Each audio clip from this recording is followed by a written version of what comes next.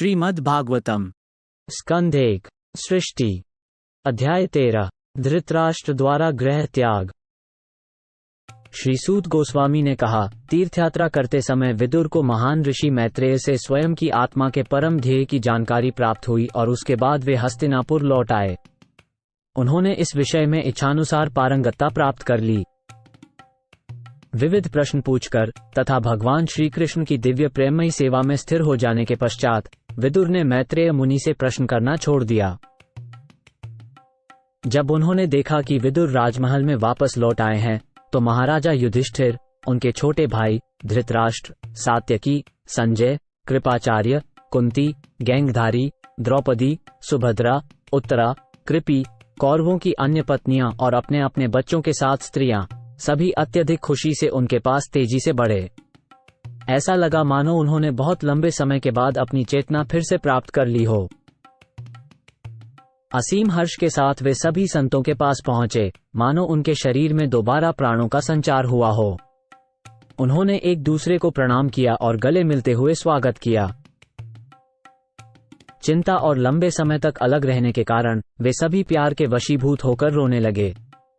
तब राजा युधिष्ठिर ने उनके बैठने के लिए आसन की व्यवस्था की और उनका स्वागत सत्कार किया। जब विदुर ने मनपसंद भोजन किया और पूरा आराम किया, तो उन्हें सुविधाजनक आसन पर बैठाया गया।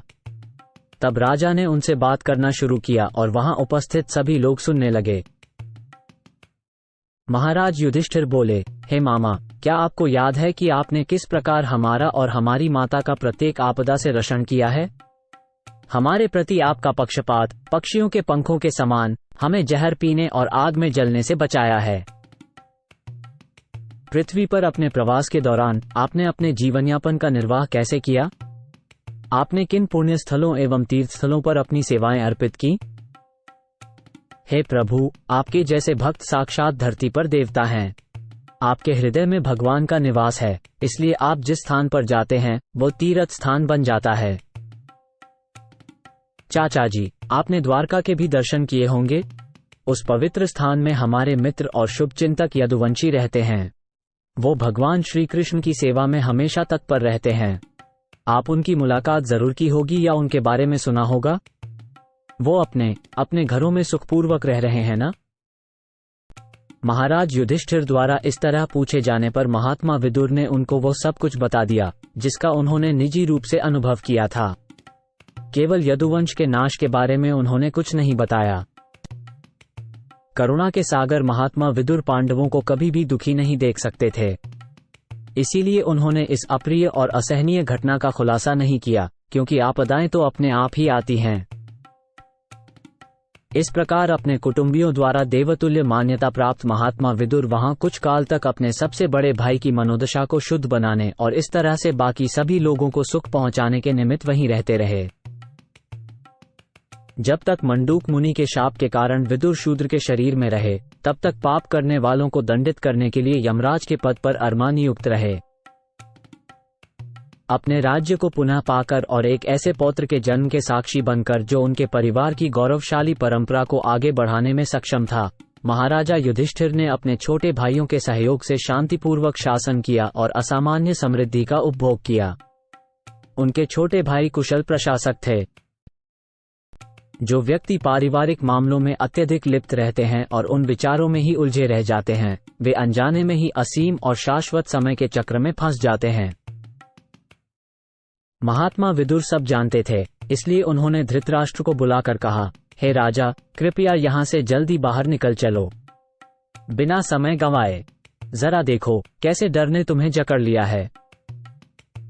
इस भौतिक संसार में कोई भी व्यक्ति इस भयावह स्थिति का निराकरण नहीं कर सकता। हे प्रभु, अनंत समय काल के रूप में सर्वोच्च पुरुषोत्तम भगवान हम सब पर आ पहुंचे हैं। जो भी सर्वोच्च काल अनंत समय के प्रभाव में आता है, उसे अपने सबसे प्यारे जीवन काल को अर्पित करना पड़ता है। अन्य चीजों जैसे धन, सम्मान, बच्चे, जमीन और घर का तो कहना ही क्या। आपके पिता, भाई, शुभचिंतक और पुत्र ये सभी मृत्यु को प्राप्त हो चुके हैं और अब इस संसार में नहीं रहे। आप स्वयं भी अपने जीवन का अधिकांश समय व्यतीत कर चुके हैं। अब आपकी देह को बुढ़ापा घेर चुका है और आप दूसरे के घर में पड़े हुए हैं। आप तो जन्मजात अंधे हैं और हाल में आप कुछ बहरे भी हो गए हैं। आपकी स्मृति क्षय हो गई है और आपकी बुद्धि भ्रमित हो गई है। आपके दांत हिल चुके हैं, आपका यकृत खराब हो गया है और आप खांस कर कफ निकाल रहे हैं। अरे, जीते रहने की इच्छा मनुष्य में कितनी प्रबल होती है। निश्चय ही आप एक पालतू कुत्ते की तरह रह रहे हैं और भीम द्वारा फेंके गए जूठन को खा रहे हैं। जिन लोगों को आपने आग लगाकर और जहर देकर मारने की कोशिश की, उनके चैरिटी पर जीने और गिरा हुआ जीवन बिताने की आपको आवश्यकता नहीं है। आपने उनकी एक पत्नी का अपमान भी किया है और उनका राज्य और धन छीन लिया है। आत्मसम्मान की बलि देकर जीने की इच्छा होने पर भी आपका शरीर जरूर पुराने वस्त्र की तरह नष्ट हो जाएगा। उसे धीर कहा जाता है जो किसी अनजाने और सुदूर स्थान पर चला जाता है, और जब ये भौतिक शरीर बेकार हो जाता है तब वो सभी बंधनों से मुक्त होकर अपने शरीर का त्याग कर देता है। अपने आप अथवा किसी अन्य की समझाइश से जागकर इस भौतिक जगत के मिथ्यात्व और कष्टों को समझ लेता है और हृदय में निवास करने वाले भगवान पर पूर्ण आश्रित होकर घर का त्याग कर देता है। वो निश्चित रूप से प्रथम श्रेणी का व्यक्ति होता है। अतएव कृपया अपने परिवार वालों को कुछ न बताते हुए तुरंत उत्तरी दिशा की ओर प्रस्थान कर दीजिए, क्योंकि जल्द ही ऐसा समय आने वाला है जिसमें मनुष्यों के अच्छे गुणों का ह्रास होगा। इस प्रकार आज्ञमीड़ के वंशज महाराज धृतराष्ट्र ने आत्मनिरीक्षण युक्त ज्ञान प्रज्ञा द्वारा पुनर्तः आश्वस्त होकर तुरंत ही अपने दृढ़ संकल्प से पारिवारिक स्नेह के सारे दृढ़ पाश तोड़ दिए। तत्पश्चात वे तुरंत घर छोड़कर अपने छोटे भाई विदुर द्वारा दिखलाए गए मुक्ति पथ पर चल पड़े। कंधार गैंगधार के राजा सुबल की कन्या अति पवित्र गैंगधारी ने जब देखा कि उनके पति हिमालय पर्वत की ओर जा रहे हैं, जो सन्यासियों को वैसे ही आनंद प्रदान करता है जैसे युद्ध के मैदान में योद्धाओं को विरोधियों की चोटों से आनंद मिलता है, तो वह भी अपने पति के पीछे पीछे चल पड़ी। अजातशत्रु महाराज युधिष्ठिर ने प्रार्थना करके सूर्यदेव को अग्निहोत्र समर्पित करके और ब्राह्मणों को प्रणाम करके तथा उन्हें अन्न, गाय, भूमि तथा स्वर्ण दान करके अपने नित्य कर्म किए। इसके बाद वे बड़ों का अभिवादन करने के लिए राजमहल में गए, लेकिन उन्हें न तो उनके चाचा मिले और न ही राजा सुबल की पुत्री गांधारी अर्थात मौसी मिली।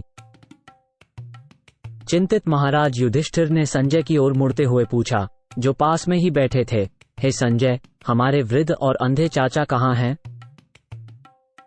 मेरे शुभचितक चाचा विदुर और अपने सभी बेटों की मृत्यु के कारण अत्यधिक शोकग्रस्त मेरी मां गैंगधारी कहाँ हैं? मेरे चाचा धृतराष्ट्र भी अपने सभी बेटों और पोतों की मृत्यु के कारण दुखी थे। निस्संदेह मैं बहुत कृतघ्न हूँ। इसलिए क्या उन्होंने मेरे अपराधों को बहुत गंभीरता से लिया और अपनी पत्नी के साथ गंगा में डूब गए? जब मेरे पिता पांडु गिर पड़े और हम सब छोटे छोटे बच्चे थे, तब इन दोनों चाचाताओं ने हमें हर तरह की विपत्ति से बचाया था।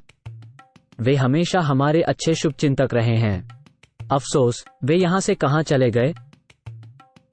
सूत गोस्वामी ने कहा, करुणा और चिंता के कारण संजय ने अपने स्वामी धृतराष्ट्र को न देखकर बहुत दुखी थे, इसलिए वे महाराज युधिष्ठिर को ठीक से उत्तर नहीं दे सके।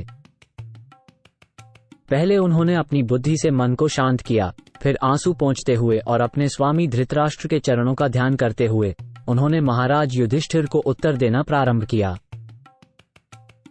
संजय ने कहा, हे कुरुवंशी, मुझे आपके दोनों ताओं की इच्छा का और गैंगधारी के संकल्प का कुछ भी पता नहीं है। हे राजा, उन महात्माओं ने मुझे तो ठग लिया। जब संजय इस प्रकार बोले जा रहे थे, तब भगवान के शक्तिशाली भक्त श्री नारद वहां अपने तंबूरे के साथ प्रकट हुए। महाराज युधिष्ठिर ने अपने भाइयों के साथ मिलकर अपने आसनों से उठकर और प्रणाम करके विधिवत उनका स्वागत किया। महाराज युधिष्ठिर ने कहा, हे देव पुरुष, मैं जानता नहीं कि मेरे दो चाचा कहाँ गए, और न ही मैं अपनी तपस्विनी ताई को देख पा रहा हूँ, जो अपने सभी पुत्रों के जाने के कारण शोक से व्याकुल हैं। आप इस विशाल सागर में जहाज के कप्तान की तरह हैं और केवल आप ही हमें अपने गंतव्य तक पहुंचा सकते हैं। इस प्रकार संबोधित होने के उपरांत देवताओं के लिए पुरुष भक्तों में सर्वश्रेष्ठ विचारक देवर्षि नारद ने कहना शुरू किया। श्री नारद कहते हैं, हे धर्मात्मा राजा, तुम किसी के लिए भी शोक न करो, क्योंकि सभी लोग परमेश्वर के अधीन हैं। इसलिए सभी जीव और उनके नेता, लोकपाल, अपनी सुरक्षा हेतु पूजा करते हैं। वही उन्हें एक साथ लाते हैं और उन्हें अलग करते हैं। बैल जिस प्रकार लंबी रस्सी से नाक में नथनी पहनकर बंधन में रहता है, उसी प्रकार मनुष्य जाति वैदिक विधि विधानों से बंधकर परमात्मा के आदेशों का पालन करने को बाध्य है।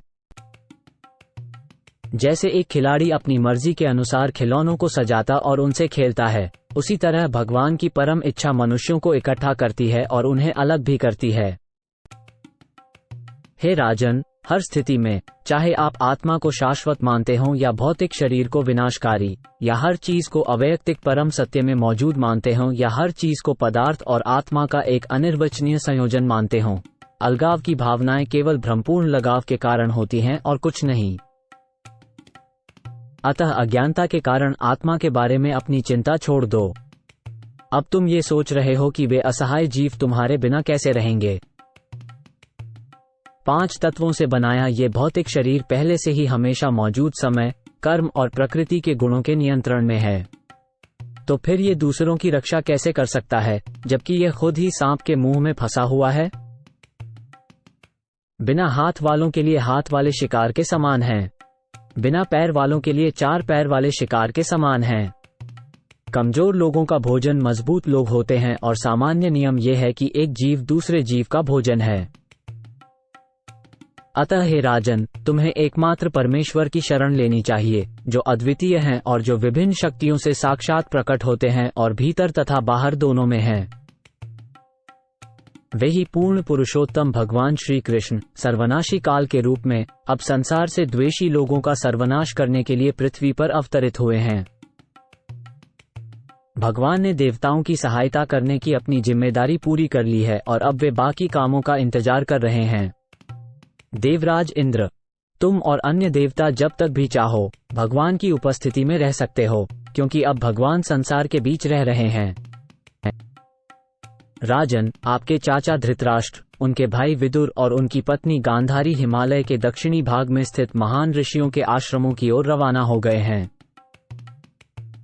गंगा नदी का जल इसी स्थान पर 7 शाखाओं में विभक्त हो गया था, इसलिए इसे सप्तस्रोत, 7 द्वारा विभाजित, के नाम से जाना जाता है।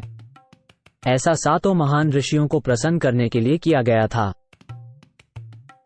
सप्तस्रोत के तट पर धृतराष्ट्र अब प्रतिदिन 3 बार, सुबह, दोपहर और शाम को अग्निहोत्र यज्ञ कर, स्नान कर और केवल पानी पीकर अष्टांग योग का अभ्यास करने में लगे हुए हैं। यह मन और इंद्रियों पर संयम रखने में मदद करता है और पारिवारिक स्नेह संबंधी विचारों से पूरी तरह मुक्त कर देता है। वो योगी जिसने आसनों और श्वास लेने की क्रिया में सिद्धि प्राप्त कर ली है, अपनी इंद्रियों को पूर्ण ईश्वर की ओर मोड़कर भौतिक प्रकृति के गुणों जैसे सत्व, रज और तमस के दूषणों से मुक्त हो जाता है। धृतराष्ट्र को अपनी शुद्ध सत्ता को बुद्धि में मिलाकर फिर सर्वोच्च पुरुष के साथ एक जीव के रूप में गुणों की एकरूपता के ज्ञान सहित सर्वोच्च ब्रह्म के साथ एकीकृत होना होगा। बादल भरे आकाश से मुक्त होकर उन्हें आध्यात्मिक आकाश पर चढ़ना होगा। उन्हें इंद्रियों के सभी कार्यों को बाहर से भी रोकना होगा और भौतिक प्रकृति के गुणों से प्रभावित होने वाली इंद्रियों की अन्योन्य क्रियाओं के प्रति भी अभेद्य रहना होगा। इन सारे भौतिक कर्मों को त्यागने के बाद वे स्थिर हो जाएंगे और बाधाओं के सभी कारणों से परे हो जाएंगे। हे राजन, संभवतः आज से 5वें दिन वे अपना शरीर त्याग देंगे और उनका शरीर भस्म हो जाएगा। बाहर से देखते हुए उसका साध्वी पत्नी अत्यंत भावपूर्ण ध्यान में लीन होकर आग में प्रवेश करेगी, जहां उसका योग शक्ति की अग्नि में उसका अपना पति और उसकी झोपड़ी जल रहे होंगे।